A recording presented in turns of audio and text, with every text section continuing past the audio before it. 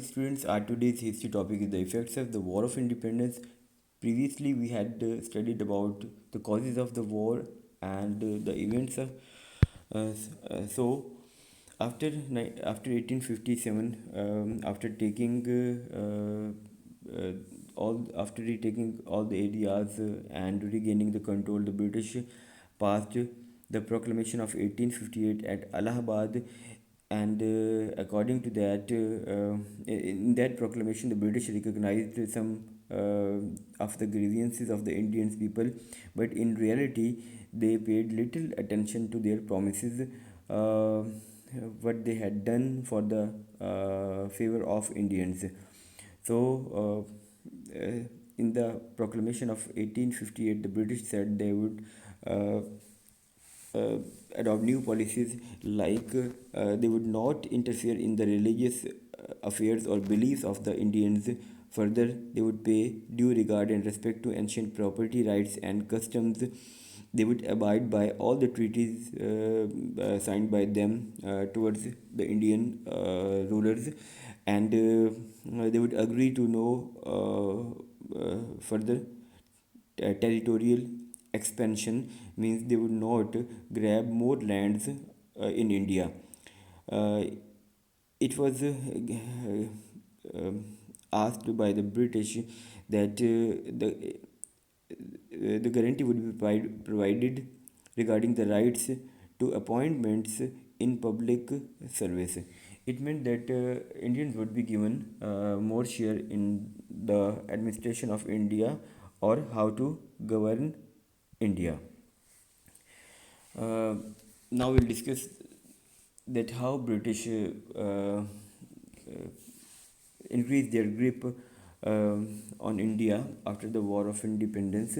So after the War of Independence, the East India Company was simply abolished, and it was said that the British government would take full responsibility for all matters in India. A member of British cabinet, the Secretary of State for India, was given responsibility for the government. However, the direct responsibility was in the hands of the Governor General. Now he was called Viceroy, and he had over 1,000 ICS members, Indian Civil Service members, to help him just to administer the affairs of India. So, as for the Indian princes, those who it was said that those who had shown themselves to be loyal towards British government, they would be allowed to remain on their thrones as well. After the war, Mughal Emperor Bahadur Shah Zafar was exiled, and he was sentenced to life imprisonment to Burma. In January 1877, Queen Victoria was appointed as the Empress of India. Now we'll discuss the status of Muslims after the war. So simply, the Muslims were being considered responsible for the War of Independence. On other hand side, the Hindus, they also realized the British that those were only the Muslims who were responsible for that revolt. So the Muslim objected to British education and to the use of English. They considered the British education and the use of English as totally un-Islamic. The British withdrew funding from Muslim schools, and the Muslim education system started falling down towards decline. It was a part of British plan to keep the Muslim illiterate and to keep them away from gaining the public offices as well as government jobs. Uh, Already we had discussed that Hindus, as they realized the British that they were innocent, and only the Muslims were responsible. So Hindus accepted British education system. They learned to speak English, and they started getting all the government posts.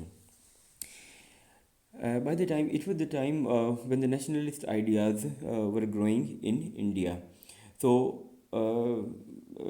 just because of the different policies, the British rule became unpopular because Indians were having no role in the administration, uh, and it was a fact that already Queen Victoria assured that in the proclamation that Indians would be given the share in civil service.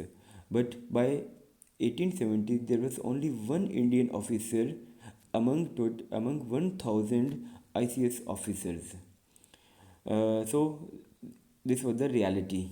There were a few opportunities for Indian soldiers in the British Armed Forces as well, and all those were of low ranked.